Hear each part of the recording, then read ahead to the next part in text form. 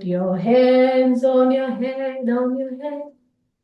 Put your hands on your shoulders, on your shoulders.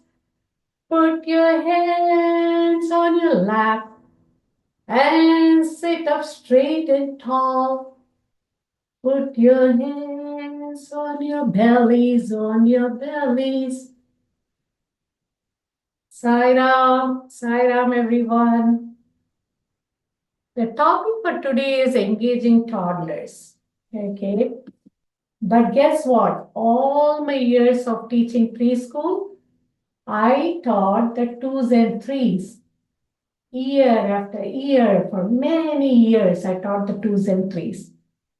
So, when parents came, I always told them this what was the best pleasure I got. I used to tell them, the way they come to the room and they leave the room, I see a whole lot of changes and a whole lot of difference.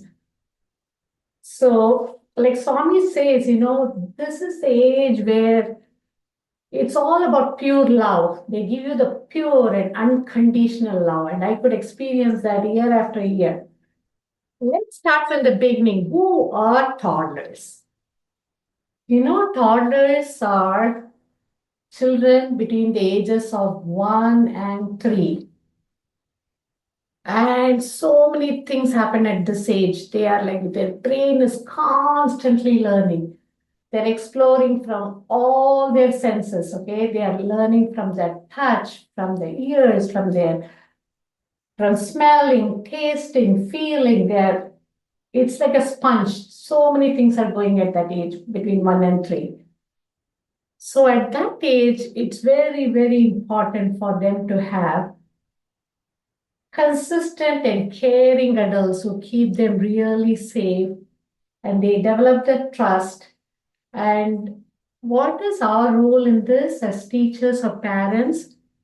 It is very important to give them that secure and comfort atmosphere at home or in school so that, their future is all bright.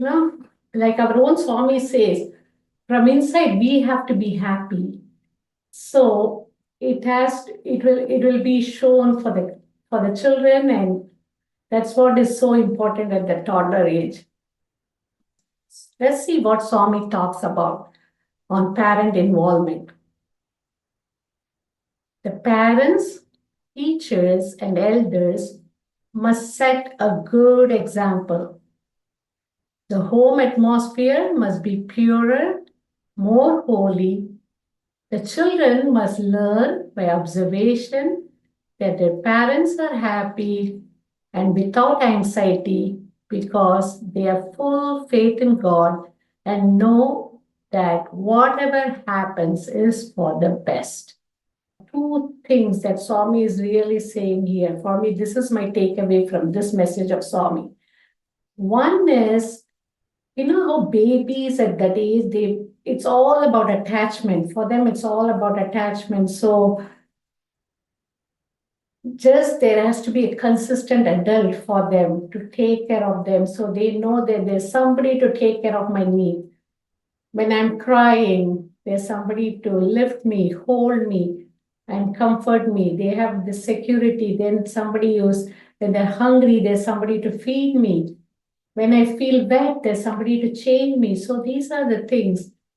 And then the other huge thing for parents and the teachers is modeling. We always have to be good role models because children at that age learn a lot from what you do rather than telling them what to do.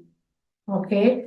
So constantly we have to model good behavior or whatever you want the child to learn. If you want them to learn respect, you give respect. If you want them to learn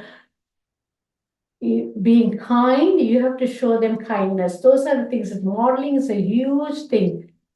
Again, I'm going to bring Swami talking about watch. You know how he says WATCH. Whatever words come out of our mouth, it's also very important. These children are so much, so any words you accidentally occur, it has to be very important. What you say is what they are going to learn. What comes to your mind when I say toddlers? Okay. Of course, they're cute, they're kind, they're bold, egocentric. They're very egocentric. Everything is mine. They don't have too much of words to express themselves. And of course, they're going to throw tantrums, so they don't have those words. They're energetic. They're always full of energy. Okay. So, have you also thought about the words like empathy? Does empathy come to your mind? It is very true that toddlers do have empathy. There are some striking examples that come to my mind, even with my school, or even as recently, my grandson one time. My husband was like, playing with them, and he went to sleep in our basement couch. And guess what? That time, Milan was probably 2.5 years old. He comes slowly. Nobody said anything. He brought a nice blanket and covered my husband. And he looks at me and says, Pati, Tata is going to feel cold, so I've just covered him. So that kind of empathy comes out of their actions.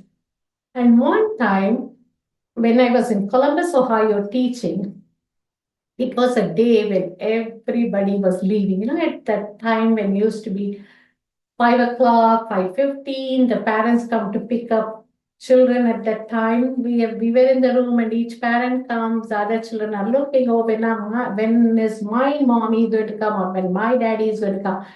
So as each child leaves, there was a student of mine, I think Morgan was probably 3 at that time. And so Morgan looks at me and I could see her face, thinking, when is my mommy is going to come? So I told her, Morgan, soon your mommy will be coming. She probably is driving to come pick you up. And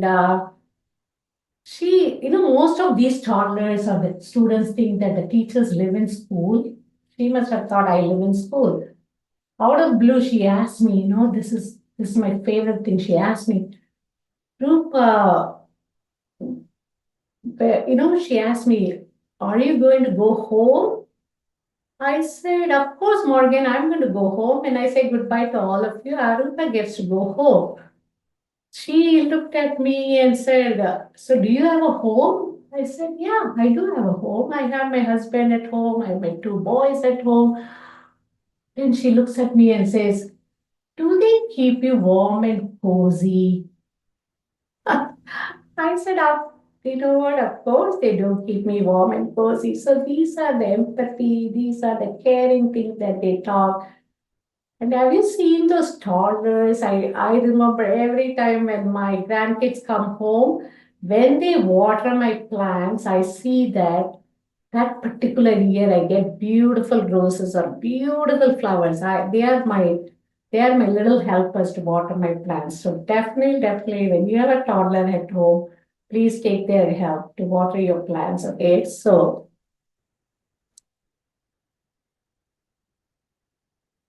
let's talk about understanding a toddler. Eric Erikson is a child psychologist who studied about toddlers probably about people all through his life. He talked about 8 different stages, okay, from stage 1 to stage 8. But I'm going to focus on the first stage, which we already talked about, the trust and the mistrust, where we talked about the attachment. When children are born, they need consistent caregivers, consistent primary caregivers to give them that, where they develop the bond, the secure and the comfort feeling. But I'm going to mainly focus on stage 2, which happens between the ages of 1 and 3, which is autonomy versus shame and doubt. Okay. Let's see what happens at stage 2. Autonomy is the ability to make your own choices and decisions or to act independently. That is a huge thing that happens at this age. So when that age happens between 2 and 3, constantly you hear about the terrible twos where the no's are more than the yes. Everything is no. Everything is no. I want to do things all by myself. So first, I'm going to say that anytime that happens, you make sure that you have enough time, because at that age, they want to feel that everything I want to do. So give them that autonomy, give them that thing that, okay, I trust that you can do these things yourself. You see, that's the time they get to be defined. They're like, what? Like simple things, not for us, it sounds simple, like, for them, it's like, even, have you seen children throwing tantrums to even get into the car or getting into their seat belts? And then sometimes to get their diaper change, it's a huge thing for parents or even as childcare workers, for us to in preschool teachers to get their diapers changed, because that is the age lot of changes happens in their life, body training happens. They're losing control of all their things that's happening in their body. Some of them have to give up their pacifiers, which is huge. Some of them have to transition to their own beds. And some of them even have siblings born at that age. So it's all about, I'm losing control of so many things. So this is a stage when they are trying to be showing their autonomy, and please support them for all this. So it is very important to be supportive and consistent. And there are some things there I'm thinking to myself, okay, this is the thing that comes to me all the time. When even in school, we say, you want to come to get your diaper changed? No, we don't want. So we just say, you know what? Make it like a game. Just tell them, do you want to fly like an airplane or come crawling like a bird? Make it fun for them. Or, this is one thing that consistently works, like, you just have visual timers for them. Just say, you know what, you still give them that autonomy to make their choices and say, you want to get your diaper changed now or in 5 minutes? Of course, they're going to say in 5 minutes, and then put the timer. So when the timer goes beep, it's going to come. So those are the things, there has to be still consistent routines, but it just still it feels like they are making decisions, they are taking and then if some of the choices can show them 2 sets of clothes, what will you like to wear? Those kind of, giving them those kind of choices. But again, I'm going to say that certain things cannot be choices. Of course, brushing your teeth is not going to be a choice. Or, those things again have a routine, like you can always show, sometimes we make note cards now and then. First, this is going to happen, and then this is going to happen. You can have pictures of them. Sometimes they say, oh, mom or dad, I want to play with this and then come to brush my teeth. Okay, first we are going to do this and then we are going to do this. So they still feel that they are in control. Even before coming to early childhood, I was also in the thing that, oh, you know what? School is all about my child has to know the ABCs. My child has to know the counting. They have to know the letters, the alphabets, and we forget to think about the overall child. The overall child is about all the different areas. The development happens at that particular age where we are thinking about the physical, the language, the cognitive, the social, emotional. All these aspects are important. So I'm going to go through each and every area and see how we can support and help this child at these different stages. Talking about physical, how physical is always about the gross motor skills and running, climbing, where your muscles are forming, the large motor skills. So for me, see, certain things you can do at home, certain things, for example, at home, it is for like, this toddler stage is also very tricky. They're always constantly, they want it. So I'm going to say that at home, we can support them by doing throwing and catching balls, even painting at the easel, which I do often with my grandkids, is a big thing for at that age. Riding bikes outside. And small motor skills was something new for me as I went to early child. That's when I said, wow, small motor skills are because coming from India, where I at least didn't know a lot about small motor skills. I said, wow, these are so important, cutting with scissors, the small motors that work. Play-Doh is a huge thing. Play-Doh, you will never go wrong with toddlers. These days you find so many good recipes to make your own Play-Doh. Playing instrument, using child, lot of parents think, oh, you know what, scissors are such a calming thing. Using those child-safe scissors is really a very good small motor skills for the toddlers. And then peeling stickers, it's also stickers and toddlers, you will never go wrong. Pouring and mixing activities is amazing. Water always comes in down, giving them little buckets, little tubs of water to just mix and pour. That's a huge thing for small motor skills and eye-hand coordination. It helps with all that. But again, there has to be some boundaries and limits with all this too.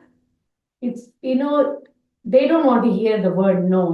Jumping in couches, no, that's not happening. You say, I can see that you feel like jumping. Let's see where else can you find good place for you to jump. So give them for them to listen to their body. This is what I feel like doing now. Support that. At the same time, there has to be appropriate places where they can do that. So next thing we're talking about is language, the ability to process speech and communication, right? So I'm a big believer in reading to them, the books. I always think the books are very important. I know there are books available in your iPad, there are books available in screens and all that. To me, reading and singing is so important. What they sit and read, listening to stories, more than listening to the audio stories, telling them the stories, reading, touching the book, feeling. Even as babies, you introduce them to those cloth books where they can touch. Babies are sometimes mouthing it. You can wash the books later, those kind of. So board books, here also I have to think about Swami. Swami says, as you're pregnant, you can read to your kids, you can sing to them. So they're still constantly hearing all these good things. And the local library has puppets and show and tell, flannel board stories. Oh, they love animal sounds. So bringing all those farm books, taking them to the library. They can even pick up their own books, rhymes and songs. These are wonderful things for the toddlers. And one huge thing is, please treat them as real human beings. Never, explain them to your actions. You just don't lift them and say, oh, you know what, I'm putting you in the changing table, I'm going to change, but please just give them things like, I'm going to wipe your nose. Can I wipe your nose? Now it looks like you have this. Can I wipe it for you? Or when you put them in the changing table, explain to them what is going on. So treat them almost like adults. You can talk simple sentences, but reason out with them and using a normal tone. It has to be short sentences. Use your normal tone and just explain what you're going to do. Every tantrum, it is important that they know why you're saying why this cannot be done. What else can you do instead of this? So that is very important. Cognitive development is another thing. That's again, ultimately you want them to be in a stage where they can problem solve. So you don't have to rush and problem solve everything. Even sometimes you'll be surprised how they figure out certain things, give them the time to certain times figure out things. Even as solving puzzles, most time in my classrooms, I'm sometimes lost at certain puzzles. They figure it out. Construction play, rhymes and songs is a huge thing. They love the repetition. Have you seen toddlers bringing the same books over and over and asking you to read? And you miss a page, they will definitely know. They will definitely know. So sensory bins are so good. Remember those good old days when we got all this. I remember my grandma giving me a dough for making, when she used to make chapatis or rotis at home, I got a special dough where I used to make certain figures and give it to her, and she used to put it in the tawa and give it back to me. So those are wonderful things, the sensory bins. They put a little bit of rice, a little bit of, grain, anything that they can touch and feel and hold. Those kind of things are very good things for our cognitive development. Oh, social emotional development. This is a huge thing, okay? See, this for at that age, every feeling is so huge for them, okay? Because what happens at that age is sometimes they go from home care, they have to, this is a very important where they are in a group care, where they are going to school, they are going to preschool, or even as a nanny, if somebody is watching that, two, three kids together. So children at that age, from solitary play, they move to parallel play, and then they move to cooperative play. In my classroom, I've seen as they're very egocentric. There's everything about is about myself. They're doing solitary play, pretty much happy, doing their own play. Slowly they go to the sensory table where they're playing next to a friend. It's not that they call them a friend, but they're still standing next to them. That is a huge thing for them. And then by the end of the year, they're able to take turns. They're able to talk to each other. Okay, you know what? I trust that when he is done or she is done, I'm going to get my turn. So these are huge things for them, the social, emotional. So whenever there's a big tantrum or when they fall apart, there is something happening. So first thing we should think about is calming ourselves, just toddlers, trust me, they can smell your body language. Just first calm yourself and just say that, just hold them or go. Some of the kids may not even like at that point that you holding them. Just go to your level and say, I see that you look like you're very sad. I see the tears coming out of your eyes. So how can I help? What can we do? They may not ask you immediately for help, but every time it's very important to acknowledge their feelings, okay? It's so important. Say, any new transition, anything new that happens in their life, they're going to go to a new school or a new nanny is coming, anything to explain it to them, or take them,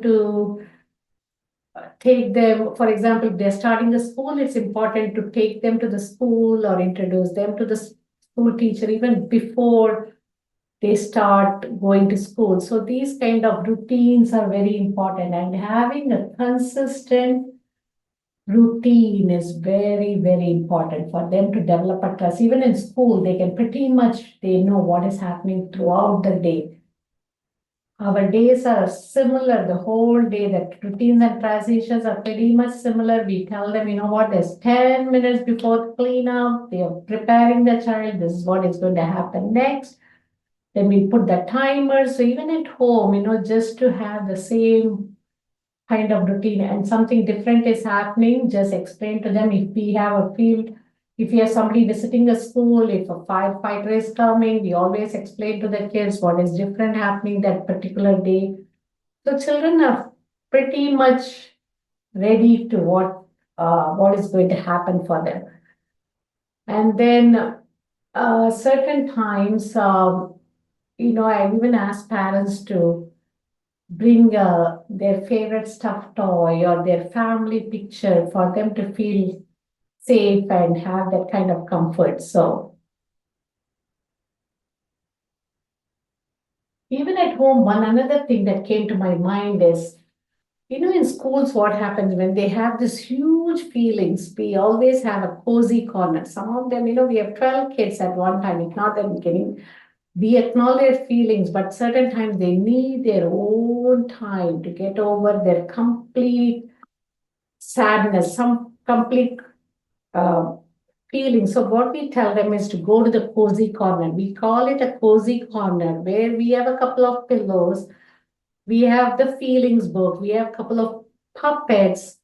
And then when the child is calm, we go and talk to them. Even at home, it doesn't hurt to have like a cozy corner for them where it can be a place where they can take some alone time. I feel like I just want to be by myself. I just want to do something myself. So throw some blankets there, throw their puppets, uh, soft toys. So it is some special place for them. And in my experience working with toddlers, these are certain times, and when I've talked to parents, these are a couple of topics that have always come, which is a huge thing, separation anxiety. I'm going to say that here, the separation anxiety is not only for the toddlers, it's even for the parents. You just, you're dropping off your child in a place. It can be even a nanny at home or in a school surrounding, in a preschool atmosphere. It's a huge thing. So one thing is that's why even as preschool teachers, good preschool, what they say is they should have a primary caregiver. They make sure that the same teacher that they see every day. So if a nanny is starting to introduce that nanny, if there is a person who is going to take care of the child, it's very important that they know who is going to be their primary caregiver. And it's good to have a ritual about how you say your goodbye, bringing them and leaving them, and never ever go without saying a proper goodbye. You know what?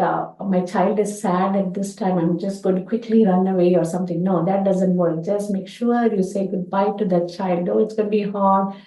Make it brief and say, mommy has to go or daddy has to go. This is the time we are going to say goodbye. And as teachers, I'm going to say pretty much by the second week, we know each and every child. We know what calms them, what helps them. Some of them don't like to be touched. Some of them don't like to be held. Some of them like to be left alone. Some would be calmed down by reading them a book. Some of them are hungry. So we figure it out and we just help them. So again, that's when we also ask the parents to bring a family picture where they like to hold it for some time, a soft toy from home. So those are the things which will help. Oh, potty training. This is another huge thing that comes at that age, okay? Um, let's talk about this. It's always to wait till the child will show you certain readiness. Okay, they're interested in using the potty. They show, and then most times when you see that your child is dry between diaper changes, okay, you pretty much change them every 2 hours. You see that they're dry between diaper changes. There is an indication. You can just encourage the child, asking them, will you like to try the potty? Will you like to do this? So again, when they start doing those things, develop a potty routine. You can just give them a book that they can sit for some time.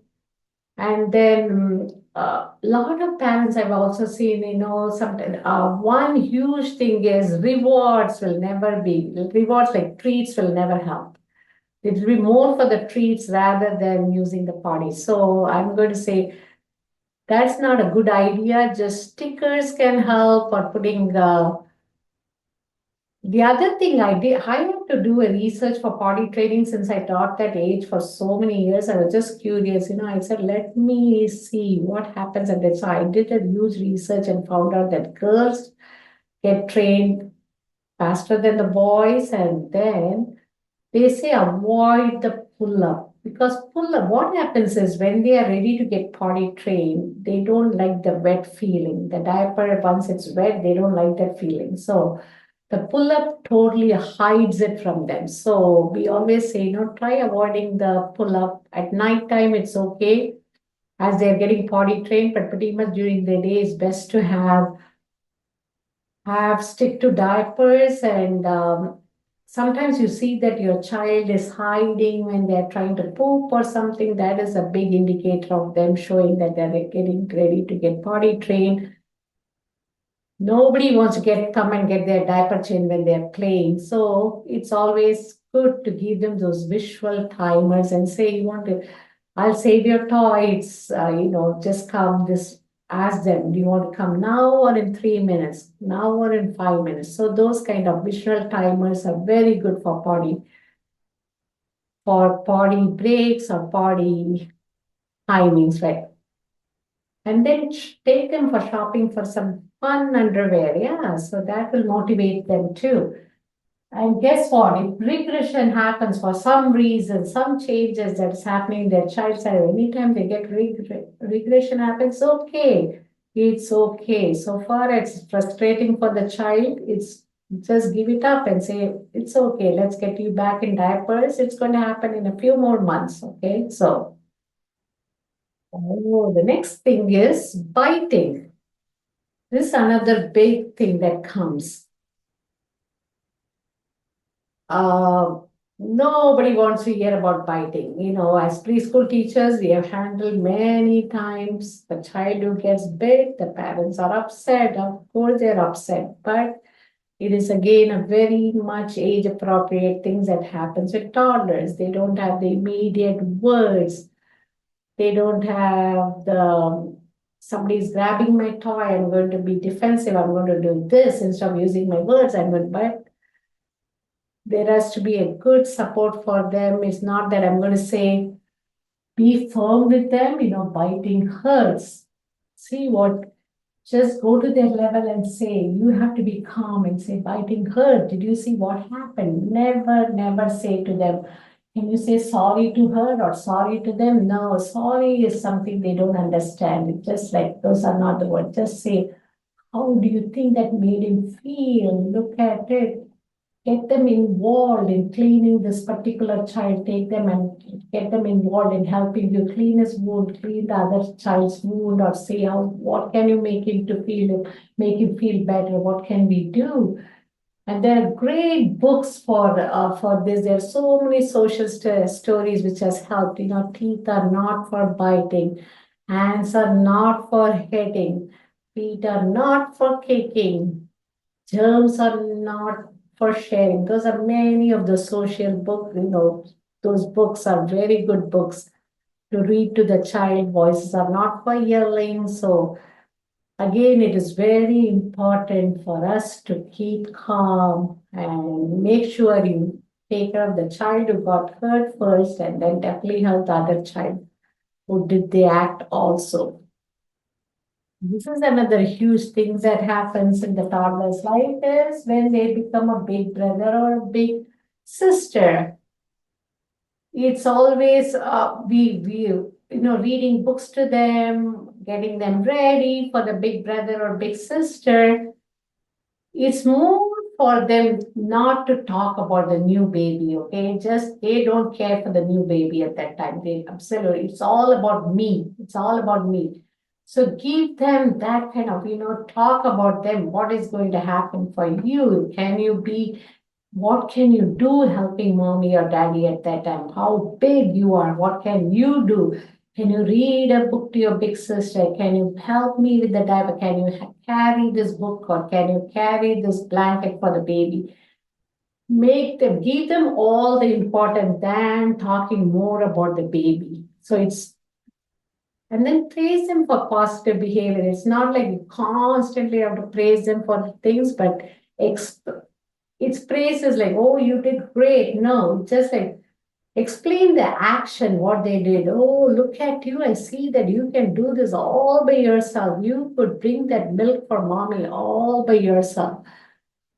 And at that particular time, again, it's very important to spend one-on-one with them, okay? They also need that special attention to make them feel special. So that is very important to keep in mind. In all my years of experience, I just had these things working with toddlers. These are some things that I constantly think. One is, even as recently as I with my own grandchildren, I pretty much form a routine for them. When they spend time with me, I pretty much form a routine for them where I always think about combining active and quiet play. Toddlers always, they don't know how to listen to their body. Sometimes they want to constantly jump or play, or it is as caretakers or parents, we have to plan there has to be a match between active and quiet play. Sometimes we have done so much, let's be a gun and ran to the park so much, it's time for us to come calm down and do some calming activities with them, get them Play-Doh out, get them those kind of activities, or stickers, or let them paint, or let them color, those kind of activities. And I'm going to say this is a little tricky where too many toys for them can be overstimulation. When you walk into a class, this again, you cannot bring school home, or you cannot take school home to school. I'm just generally saying, even when you walk into a preschool classroom, though it looks like an organized chaos, there are designated areas for different places. During the day, sometimes we say to them that, what, right now we are only opening the block corner and the sensory table. Sometimes a certain area or the dress-up corner is closed. Those things you cannot bring at home. It's going to be impossible. But just try and keep toys. You can try and rotate your toys. This is what I'm trying to say. If you have 3 sets of magnetiles or Legos or blocks, just try and put one away. And so again, after 2 weeks, you bring them out. It's again like a new thing for them. I'm going to go even to the extent of saying, if you have good friends, if you have a bunch of 5 or 6 families, you're really together, you can even trade toys with each other. If you're comfortable, again, it's very important that it has to be washed and brought back. In school, we constantly wash toys. We are just, we don't want any of the, it comes with the territory. Germs come with the territory. And so it is important to make sure those things are done too. The toys have to be washed. So it's just keep the toys to minimum, and just rotation of toys will help. Farm animals, you won't go wrong. Babies, you won't go wrong. Baby accessories, magnet tiles, dollhouse. And as a child is playing and constructing or something, sit down with them, play with them, and just add those accessories for them. It's just when they're completely built with some structure, you can add those people for them, or add, even as they're playing with Play-Doh, slowly bring certain things, bring those gems for them. Something that can enhance their play. Involve them in your cooking projects, do cooking with them. You can just, it could be, it can get messy, but be prepared for that. But it's always good to get them involved. Bedtime routines are important. Bath time routines are important. Again, I'm going to say that everything doesn't have to be a power struggle.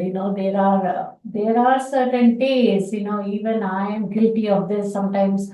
Early at 9:30, my granddaughter has asked me for a popsicle, and I said, okay, you know what, today it's okay. Just have your popsicle, sir. Nice summer day. I'm just not going to fight with this. So certain things, everything doesn't have to be a power struggle, but certain things, again, is not a choice. You just have to reason with them. Brushing teeth is important. This is what is going to happen.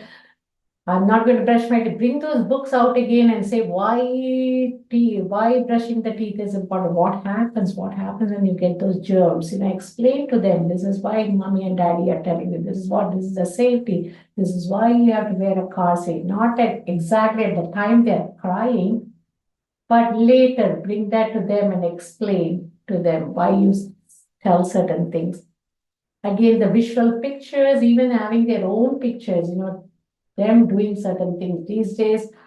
It's so easy to print a picture, them brushing their teeth now and then them reading a book. So you can say, what do you want to do after you brush your teeth?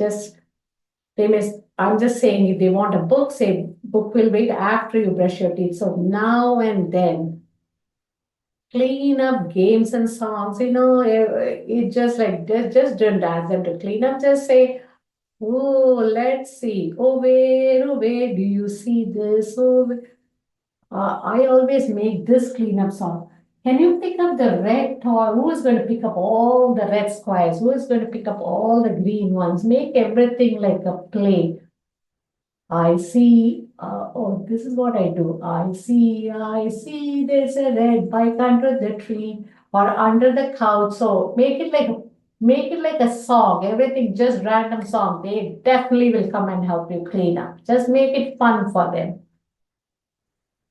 I'm going to say that my whole takeaway from my own experience being in early childhood is one thing that really happened to me is when I took the very first class for self-concept, okay, this is what I heard in my very first class. They said, each child is unique. Respect and love them for who they are. That is the day, to be honest, I stopped comparing between my own two boys. I just said, no, each child is unique. You remember that. That is the greatest thing. And sometimes being an young parent, you always feel like,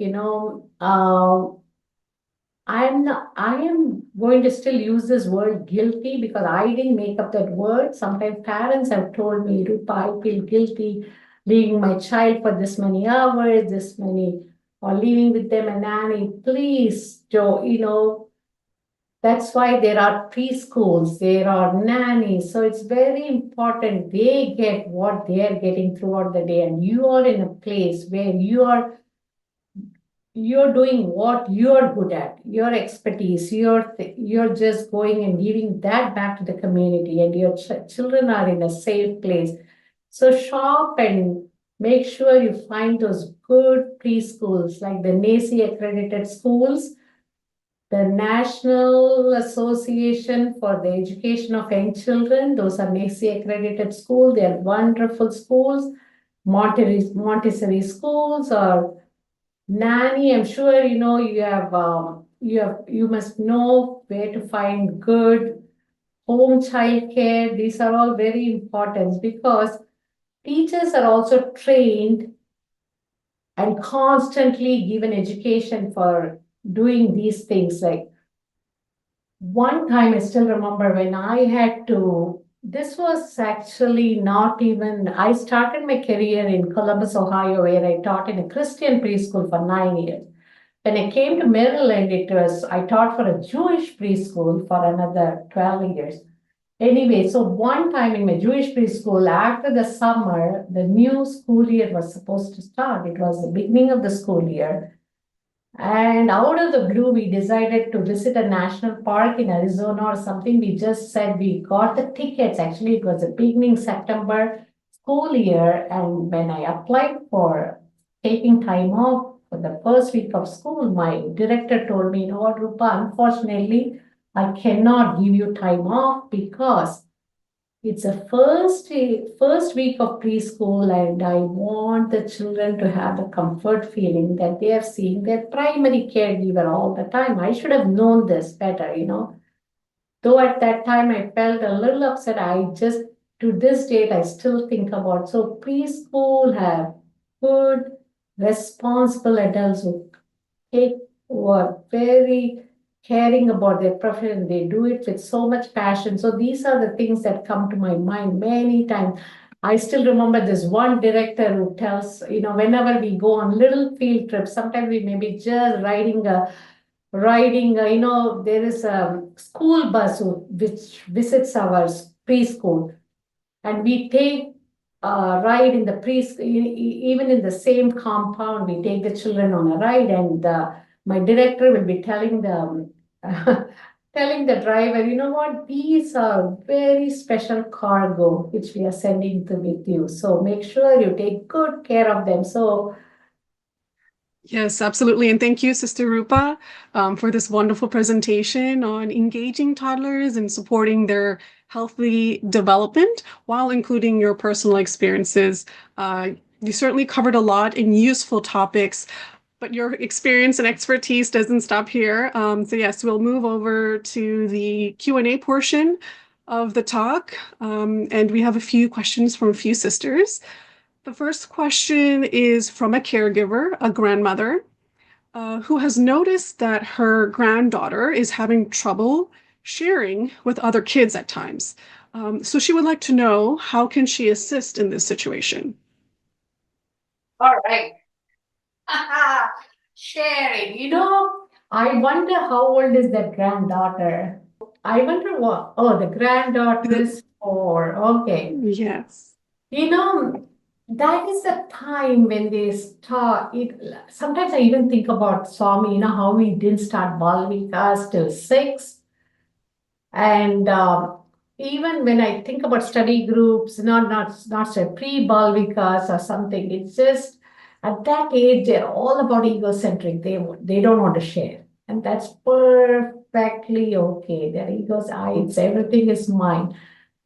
But you want them to start sharing, just be kind and do this. So one is by modeling. Yeah, it is.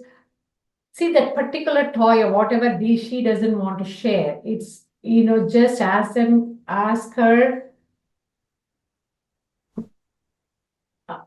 Like for example, in school, we never have one special toy. Okay, there are 4 school buses, 3 vehicles where it's not exactly the same. We always tell them, you know what, when this person is finished working with them, you will get your turn. So you can probably tell your granddaughter, you know what, I really see that you want to play with this.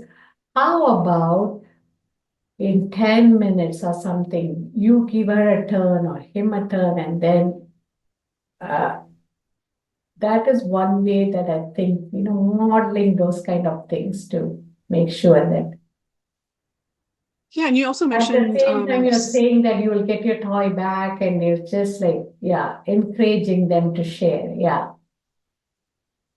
and you briefly mentioned using verbiage appropriately and not saying Yes. the word no, because they No, will no, say it back at definitely. you, An right? immediate turn, you So have to share. No, that's not going to work.